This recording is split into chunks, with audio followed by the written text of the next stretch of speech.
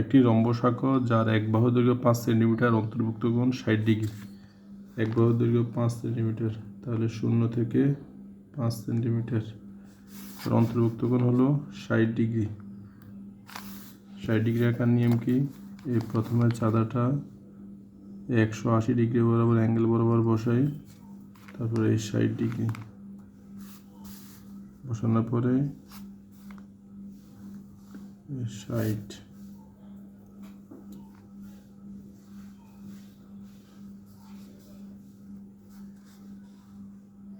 Degree আঁকা হইল।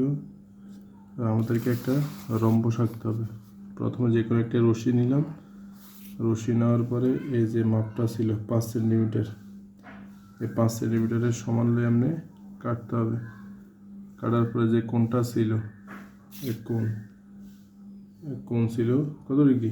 60 degree. 60 degree সমান করে এমনি কাটতে হবে। কাটার পরে এই যে মাপটা ছিল, এই মাপে সমান করে এমনি কেটে নিই। তারপর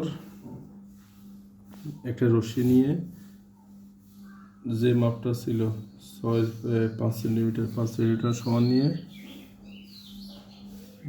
এভাবে কেটে দিই।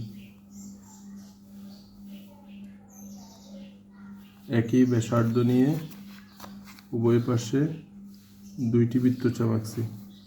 তারপর কী করছি, এটা কী করি, যোগ করি। তাহলে ধরলাম A B C D উদ্দিষ্ট রম্বস।